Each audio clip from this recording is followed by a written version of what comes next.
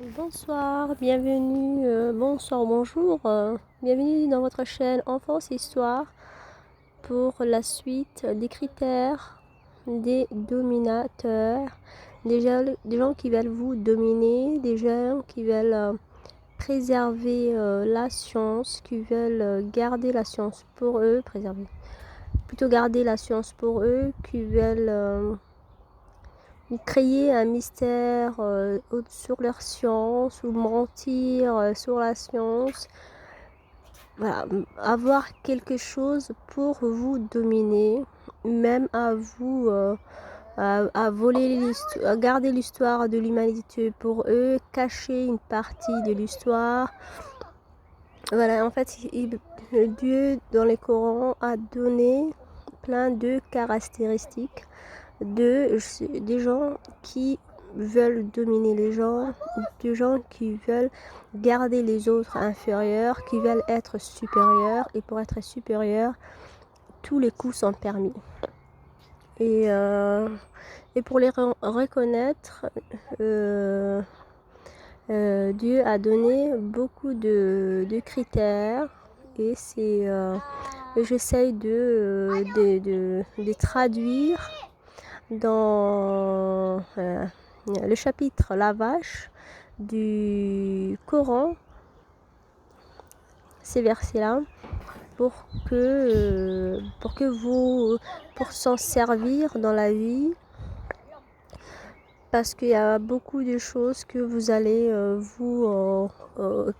reconnaître, que vous allez peut-être reconnaître sur quelqu'un ou une société ou un secte, ou voilà. C'est des choses, bien sûr, que les sciences religieuses sont des sciences du passé, mais c'était dans le but de s'en servir pour la vie. Et voilà. Vous m'en direz ce que vous pensez, mais moi je trouve que il y a quand même beaucoup de choses qui sont vraies.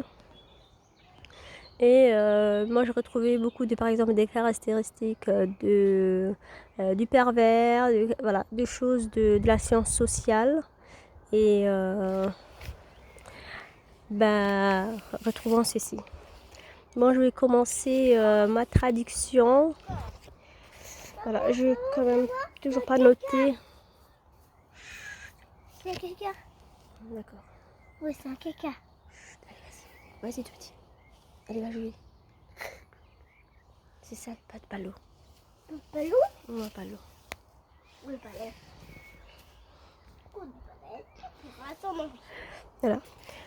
Ces scientifiques qui imposent leur science afin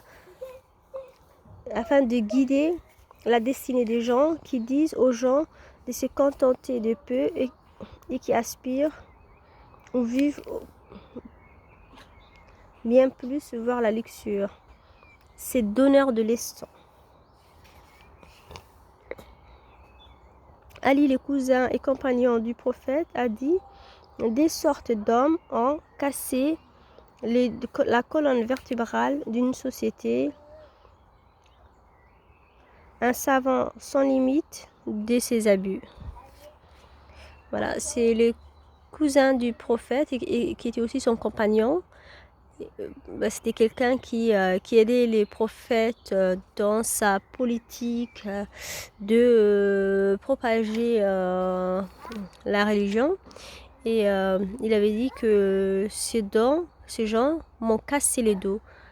Ou casse les dos, moi j'en interprète à les gens qui il dit des savants sans limite. C'est-à-dire des gens qui savent la science, mais comme ils savent la science et que nous on ne sait pas, ils peuvent nous raconter ce qu'ils veulent. C'est-à-dire ils peuvent nous mentir, nous dire des choses qui ne sont pas vraies. Il dit que ça, c'est quelque chose qui va casser la colonne vertébrale d'une société. C'est-à-dire il n'y a rien qui va marcher, parce que si la société est ignorante et que ceux qui sont savants utilisent abusivement, la société va être cassée. Voilà. Par contre, Ali avait dit a cassé ma colonne. Mais moi, j'en interprète la colonne de la société. Voilà. Casser la colonne parce que lui, c'était quelqu'un qui s'est battu pour, une société saine. Et comme il n'arrivait pas à faire son travail à cause de ces gens, il disait ces gens m'ont cassé le dos. Donc c'est les gens c'est-à-dire les scientifiques qui abusent de leur pouvoir, qui abusent de leur connaissance. Ou des gens qui peuvent abuser de leur argent, tout simplement. Tout ce qui est abusif et qui a une grande influence. Ainsi, un scientifique sans conduite véridique est dangereux aussi pour les pauvres qui sont souvent ignorants.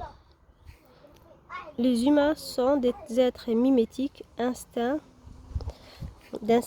Ça, c'est voilà, c'est une petite phrase de René Girard que j'aime beaucoup, qui dit que on est des êtres mimétiques. Voilà, c'est moi qui ai rajouté, mais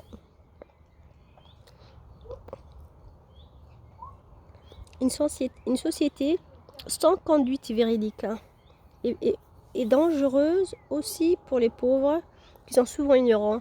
Les pauvres sont souvent ignorants, ils n'ont pas le temps d'apprendre parce que c'est des gens qui vivent au jour le jour, ils vivent dans la survie. La vie est dure pour eux et comme ils n'ont pas le temps ni les moyens d'acquérir la connaissance pour ne pas être trompés par ces gens qui ont la connaissance. Ils sont souvent naïfs, les pauvres sont souvent naïfs, ils croient aux gens qui ont la science, ou ils peuvent croire, hein, c'est facile de manipuler quelqu'un d'ignorant, voilà. Et quand tu n'as pas la science, tu peux être facilement manipulé. Et moi, j'ai rajouté la phrase de René Girard. On est des êtres mimétiques. Et souvent, les scientifiques, s'ils nous disent que ces choses sont bonnes pour nous, on a tendance à le faire. Vous avez vu comme l'exemple du Vax. Du Vax, je dirais pas tous les mots parce que du Vax, c'est vous avez vu que les intellectuels ou les gens de la politique ou tous ces gens qui sont dans l'autorité nous montraient qu'eux-mêmes se faisaient injecter pour que nous, les pauvres ignorants qui n'ont pas la science, se disant ah, le médecin Véran s'est fait inoculer, donc ça doit être bon forcément pour nous. Et voilà, c'était fait exprès, c'était pour dire que c'était pour un peu provoquer notre instinct mimétique et nous dire allez-y, faites comme moi j'ai la science, je suis médecin, je le fais.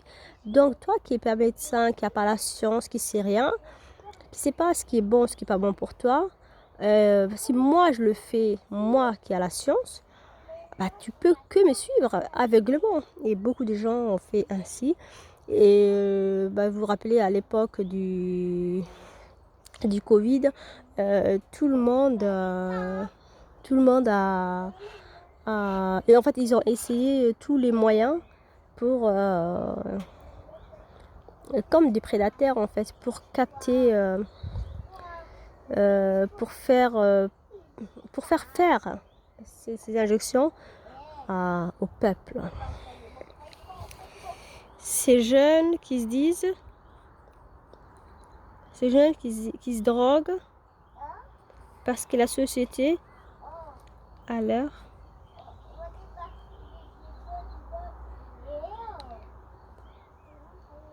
Ah oui, c'est par exemple ces jeunes qui, c'est un exemple, excusez-moi des fois j'arrive pas à lire mes propres phrases.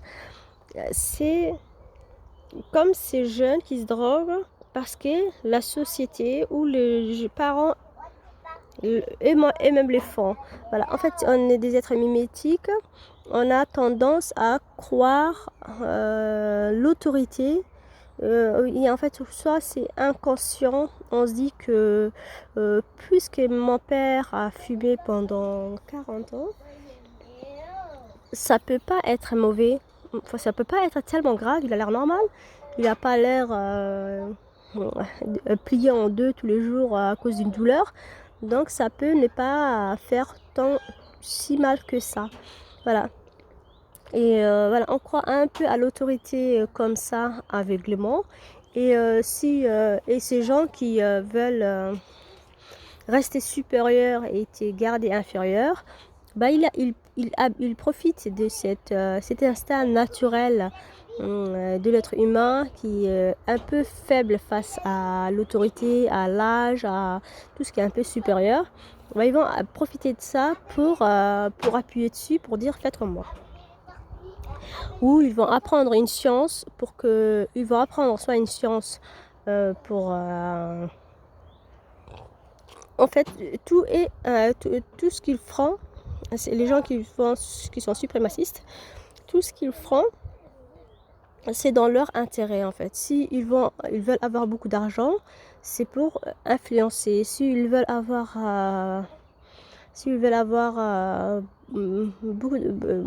beaucoup de connaissances, c'est aussi, par exemple, tu juges le destin d'une famille est dans tes mains, tu sépares les mamans des enfants, tu fais des choses comme ça, bah, c'est abusif.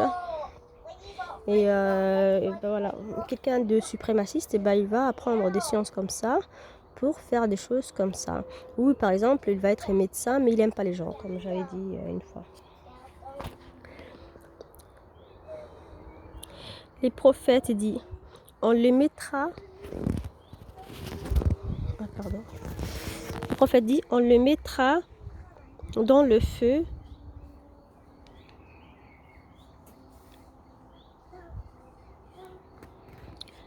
Bah, les prophètes disent qu'ils auront des châtiments dans l'autre vie et dans cette vie aussi. Bah, c'est pour faire des choses comme ça, c'est parce qu'on n'est pas heureux. Et comme on n'est pas heureux, bah, on veut pas que les autres soient heureux. Donc c'est déjà, moi j'ai pas envie trop de parler de l'enfer dans l'autre vie parce que je veux juste rester dans cette vie parce que en fait dans la religion, c'est les gens qui ont déjà traduit ont beaucoup appuyé par ces systèmes de récompense. Si tu fais du bien, tu auras du bien. Voilà, moi je préfère parler déjà de cette vie et je pense, enfin moi je crois pas que quelqu'un qui fait du mal dans cette vie être heureux. En fait, et les bonheurs, c'est le plus important. C'est pas parce que tu as de l'argent, c'est pas parce que tu as la science, c'est pas parce que tu habites dans ce que tu vis dans un château que ton fort intérieur est heureux. C'est ma croyance, peut-être que c'est quelque chose qui me rassure, mais c'est comme ça. Donc je vais rester dans cette vie parce que pour pas me faire striker et pour voilà, pour je sais pas, pour YouTube, pour qu'elle me dise pas que voilà, je raconte des choses qui font peur ou voilà. Tout le monde peut raconter ce qu'il veut, mais c'est sûr que quand on parle de religion, des choses que la société ne veut pas aujourd'hui, bien sûr que tu peux avoir des conséquences, même peut-être immédiates, on ne l'espère pas. Je vous ordonne le bien et ne le ramenez pas dans ma vie. Je vous interdisais le mal, mais ramenez dans ma propre vie. Je vous ordonne le bien. Voilà, après, bah, c'est des traductions en direct. En fait, c'est les Corans, enfin, c'est des versets du Coran que je traduis. Dit, je vous ordonne le bien, je vous demandais aux gens de faire du bien, mais moi, je ramène dans ma vie. C'est-à-dire, j'ai ordonné le bien, mais je ne les ramenais pas dans ma vie. En fait, c'est des gens qui demandent à faire aux gens de faire du bien, mais eux, ils font aucun bien. Ils demandent aux gens de ne pas faire du mal. Ils interdisent même le mal, mais eux-mêmes les font. Et c'est le premier qui vont lapider l'adultère ou celui qu'on doit sanctionner. C'est le premier souvent, parce qu'ils ont cette haine à l'intérieur d'eux, ils aiment personne, donc il faut qu'ils qu'il crée des trucs, des choses de bien et de mal. Et c'est que ceux qui sont arrivés à dire que c'est mal et que tout, comme on est des êtres mimétiques et qu'on répète ce que tout le monde dit, moi j'aime beaucoup René Girard parce qu'il montre l'instinct basique et triste de l'être humain excusez-moi, moi je n'ai pas lu ses livres, mais j'ai écouté beaucoup de ses conférences. Et je trouve ça super. Peut-être un jour, si j'aurai le temps, je le lirai. Mais c'est quelqu'un que j'aime beaucoup. Et il dit qu'on est des êtres mimétiques. C'est-à-dire que, par exemple, les enfants, si vous demandez... rends-lui, par exemple, quand les parents, beaucoup de enfants, par exemple, si un enfant te tape, tu lui rends. Tu lui rends. Ou entre frères, quand on fait bien les polices, tu lui rends. L'effet de tu lui rends, ça termine en des fratries qui s'entre-tapent. Et après, qui s'aiment plus parce qu'ils se sont tellement tapés. Mais je trouve que le mieux à faire, c'est de juste conseiller celui qui a commencé. Et celui qui subit, il faut lui dire juste de pas donner, mais de lui de se défendre. Voilà, de se défendre, de ne pas se laisser faire. Par exemple, voilà, il faut mettre les enfants dans des sports de combat pour qu'ils s'apprennent à se défendre sans rendre. Voilà, ça leur donne une espèce de rassurance. Ils n'ont pas de colère en eux, ils savent qu'ils peuvent se défendre, mais ils n'auront pas besoin de se défendre parce qu'on leur a dit que tu n'as pas besoin de taper, tu te défends. Et après, ça... Et comme il n'y a pas de personne qui le rend, il n'y a pas le mimétisme.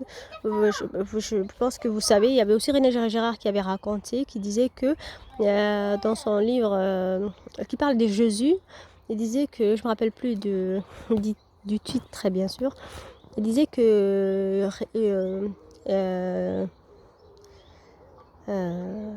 Jésus, au premier temps, quand les gens lui ont crié dessus, il regardait les sols.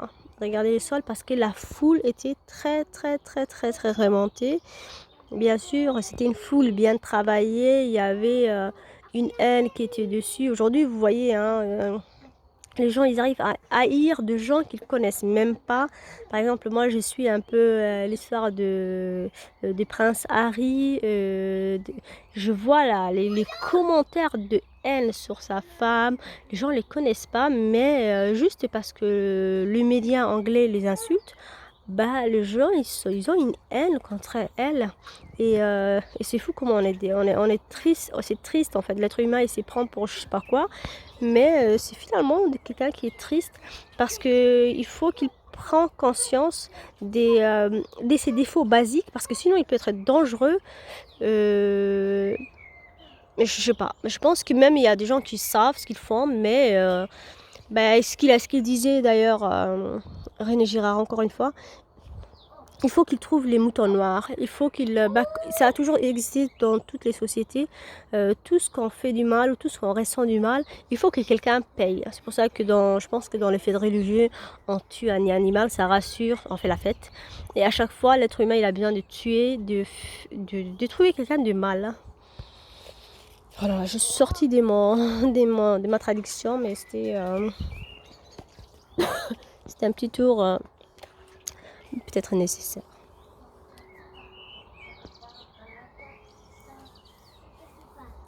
Et voilà, c'est des gens qui demandent à faire du bien mais qui ne font pas. Voilà, dans les fins des temps, dans l'enfer, leur œuvre va être agrandie à cause de tout ce qu'ils racontaient et demandaient aux gens de faire mais qu'ils ne le faisaient pas. Prenez comme aide la patience et la prière. Gardez la tête froide, les épaules larges et vos dos robustes. Acceptez vos épreuves de la vie et facilitez-vous en priant que ça passe. Faites tout pour. Voilà. Ça, c'est le verset 45 du chapitre La Vache. Dieu dit, moi j'espère que tous les croyants de la religion écoutent. Parce que Dieu dit, quand il vous arrive des misères, des malheurs, des choses comme ça, priez. Priez beaucoup, mais aussi faites tout pour sortir de là. Ça ne veut pas dire prier seulement. Parce qu'en fait, moi, j'ai déjà vécu dans une société musulmane. Et c'est vrai que les gens prient beaucoup, mais font pas, même moi y compris, hein, ça nous arrive tous, hein, quand on dit oh, j'aimerais bien que ça s'arrête, mais on fait rien pour que ça s'arrête.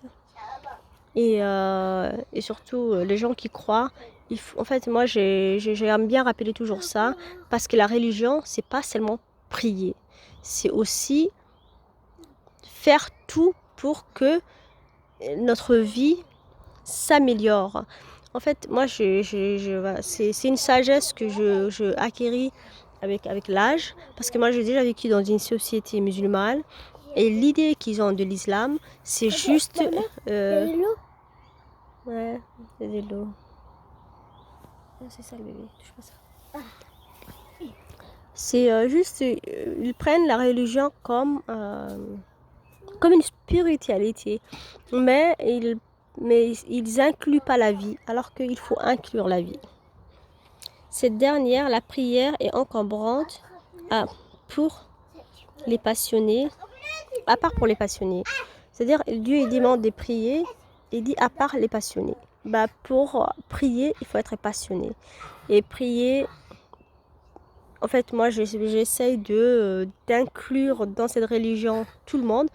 Et sans la religion, en fait, quand il vous arrive quelque chose, il faut demander si vous croyez à Dieu, si vous ne croyez pas à Dieu, à ce que vous croyez la nature ou la science ou je ne sais pas qui, et de nous sortir de là où vous êtes et faites tout pour sortir de là.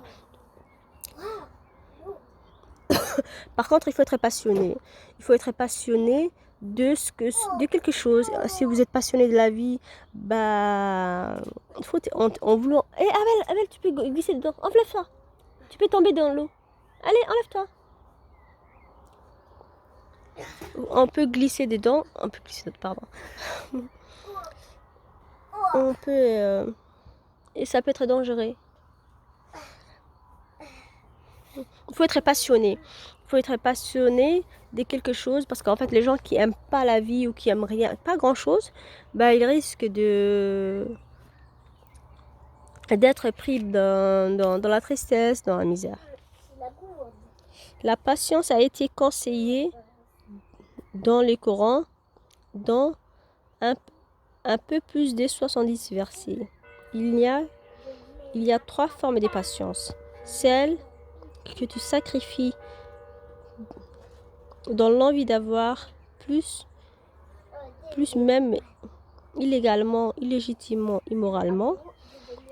Celle que tu acceptes les dommages subis à cause des conditions physiques ou corporelles, le fait même d'accepter qu'on soit homme ou femme, et accepter qu'on est homme et exposé à des travaux lourds,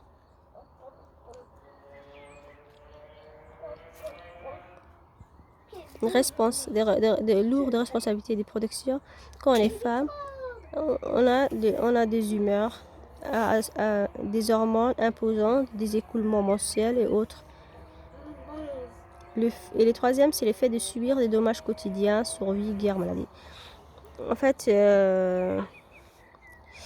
y a 3 formes de patience. Il y a la patience, celle que tu sacrifies dans l'envie d'avoir plus illégalement, illégitimement, immoralement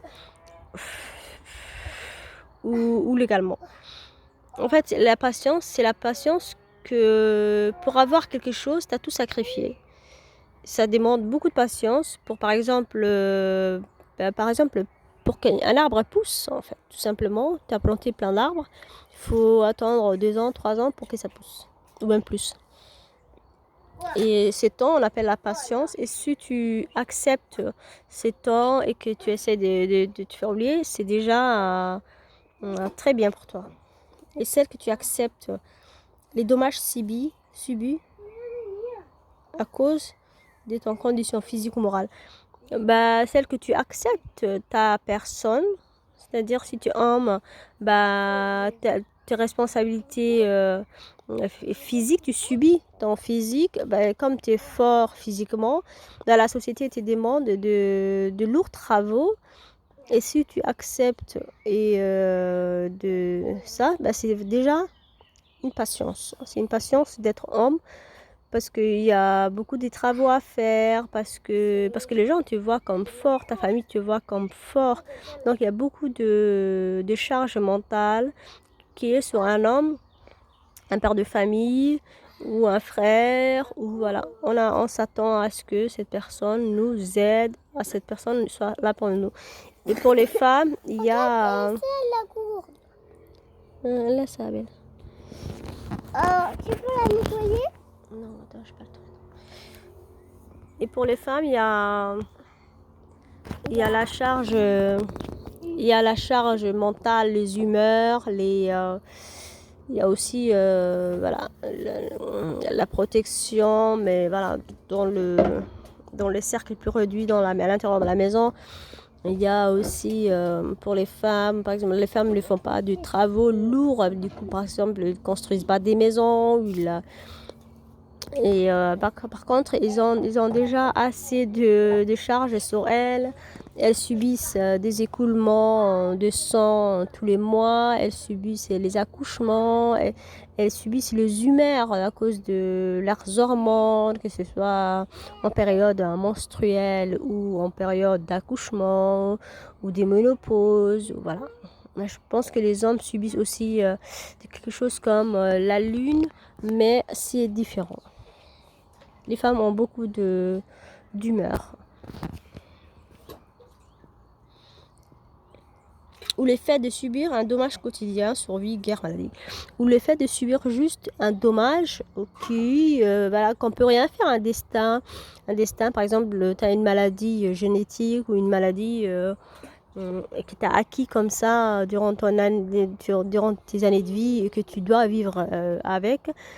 Ou tu vis dans un pays en guerre, ou tu vis dans un pays extrêmement pauvre, donc pas d'infrastructure, pas de l'alimentation pour tes enfants et autres, tu subis une pauvreté, c'est déjà une patience et une survie.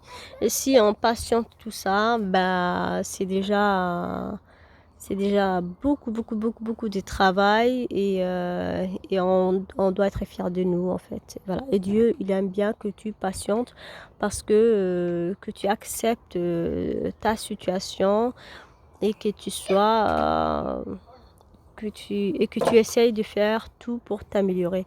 La vie n'est pas facile du tout. La vie est un lutte. Personne n'a jamais dit que la vie est facile. C'est vrai que quand on vient en Europe, on te donne par exemple un appart, un ci, un ça. Et il y a toujours des l'assistanat, mais ça ne te prépare pas à la vie. Ça te prépare pas à la vie, ou même si que le mieux est de prendre conscience de tous ces avantages, mais pas prendre ceci comme normal parce que la vie est en général très difficile si personne t'aide. La patience est indispensable au quotidien pour avancer. Le fait de se lever tôt, de s'occuper de soi, de ses enfants, de sa famille, rien n'est simple. Exemple.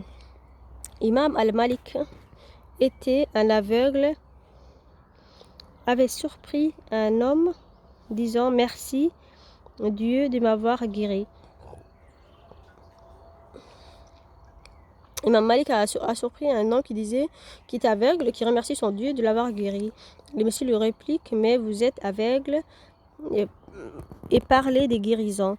L'imam répond « Il me manque juste la vue physique, mais j'ai toute ma clarté spirituelle et mentale. » Dans ces cas, l'islam rejoint la pensée stoïque de Sénèque. des marques réelles, accepter les choses qu'on ne peut pas changer comme son physique. Voilà. Voilà, Dieu parlait beaucoup de patience, il nous a donné les définitions de patience pour que on patiente et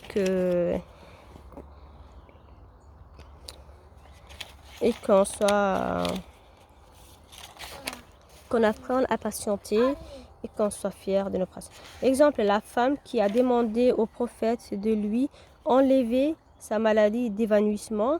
Le prophète lui répond, choisissez entre le fait d'accepter votre condition physique ou d'être accepté auprès de Dieu pour avoir accepté à supporter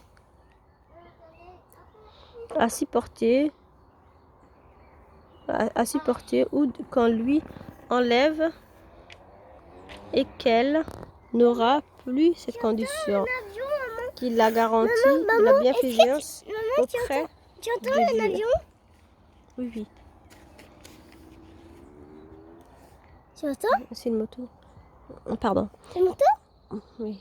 Et voilà, vous avez vu qu'en fait, il y avait une dame qui était venue voir les prophètes, comme les demandes du prophète auprès de Dieu étaient acceptées.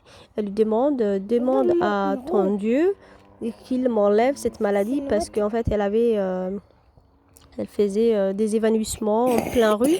Et le prophète lui dit que en fait, le fait qu'elle patiente cette maladie qui est très très lourde fait d'elle comme de la bienfaisance en fait. Le fait que juste tu as accepté la condition que Dieu t'a donnée, comme si Dieu la considère comme si tu faisais du bien parce que tu as accepté, tu dis merci quand même Dieu de m'avoir donné ça parce qu'avant j'avais rien. Et en fait, je sais pas comment dire en français, mais de reconnaître ce qui est bien quand tu as donné. Parce qu'à la base, on ne devrait pas vivre, on ne devrait rien avoir, on ne devrait même pas exister. Dieu nous a quand même donné la vie. Et c'est juste de se rappeler ça, en fait. Au lieu de voir tout ce qui ne va pas, oh, je sais ci ou je sais là. Voilà, le Coran te rappelle, te demande de te rappeler de ce qui t'a de bien. Et cette dame, Dieu lui a dit, bah, le fait que tu acceptes et que tu vis avec cette maladie, Dieu te considère comme quelqu'un qui fait du bien parce que tu as accepté ta maladie, tu vis avec, tu la supportes. Et Dieu est fier de toi et si tu restes comme ça, bah, tu seras comme quelqu'un qui a fait du bien dans l'autre vie. Par contre, si je demande à Dieu de t'enlever, bah, tu seras comme tout le monde et comme beaucoup de gens qui n'ont pas de problèmes particulièrement, de problèmes lourds. Et comme tu supportais pas quelque chose en particulier, bah tu seras tu seras pas favorisé. Écoute la cloche. Oui, oui, oui. Et Dieu a considéré ceci comme un bienfaisance, mais il y a des gens qui font exprès de se mettre dans des situations dangereuses et critiques. Pour dire que c'est Dieu qui va par exemple ils ne travaillent pas et quand ils se retrouvent dans la pauvreté, dans la misère et que leurs enfants mendient, après ils vont dire que c'est parce que Dieu aime les pauvres. Non, Dieu aime les pauvres qui se retrouvent malgré eux dans la pauvreté et non des gens qui créent de toutes pièces la pauvreté, c'est-à-dire tu as l'âge, tu as la santé, tu as la connaissance, tu as tout pour travailler et tu travailles pas, là c'est différent. Voilà, il faut juste savoir parce que moi je connais beaucoup de gens qui, surtout malheureusement à cause de l'ignorance, parce qu'ils lisent pas leurs livres, qu'ils croient et qu'ils pratiquent, qui disent que on est pauvre. Et comme on est pauvre, voilà, Dieu nous aime, Dieu aime les pauvres, Dieu n'aime pas les pauvres. Dieu n'aime pas les pauvres. Dieu aime les gens qui font des efforts malgré la situation dans laquelle ils se sont retrouvés. C'est-à-dire, ton pays s'est fait envahir par une puissance étrangère ou même une puissance voisine. Tu te retrouves sans rien du jour au lendemain. Ça, c'est un pauvre personne. Pauvre personne. Mais il faut lutter pour la vie. C'est-à-dire, il faut... et pour la dignité humaine. Voilà. Et voilà. Mais malheureusement, il y a beaucoup de gens qui ne lisent pas leurs livres, encore une fois, et qui vont mal interpréter qui vont écouter des interprétations un peu basiques, qui ne sont pas très, très poussées et qui sont pas très honnêtes en fait. Il faut avoir un regard sur la vie parce qu'en fait quand tu parles de la religion, c'est bien l'autre vie. Voilà, il faut travailler pour l'autre vie si vous voulez, si vous êtes bien à prier, c'est très bien. Mais vous n'allez pas vous jeter d'un ravin dans cette vie en disant oh là là, mon Dieu, vous avez vu, je suis qu'un pauvre gars qui était poussé à bout, donc je me jette. Non, il faut lutter dans cette vie, il faut vivre dignement. Et pour vivre dignement, il y a beaucoup de versets que Dieu dit, par exemple, arracher les livres avec force. Voilà, il faut se battre en fait. Il faut se battre. La vie est très très dure. Bien sûr que vous allez être poussé à bout. Bien sûr que vous allez être envahi parce que vous êtes pauvre. Bien sûr qu'il y a des régions, des villes et des villages en Afrique qui se font dévaster par des multinationaux qui installent leurs champs ou des pauvres gens qui se font endetter à cause des crédits bancaires et qui vont prendre des crédits et après qui se retrouvent esclaves pendant 20 ans et qui ont utilisé la pesticide des entreprises étrangères et qui vont enlever toutes les richesses de leur terre à cause des produits chimiques.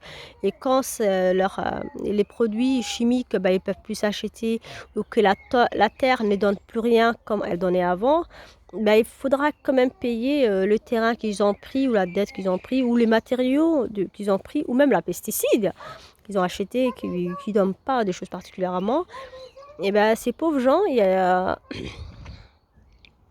de... C'est de l'ignorance tout ça en fait. Voilà, il faut lutter, il faut lutter pour la science, apprendre surtout pour pas se faire berner.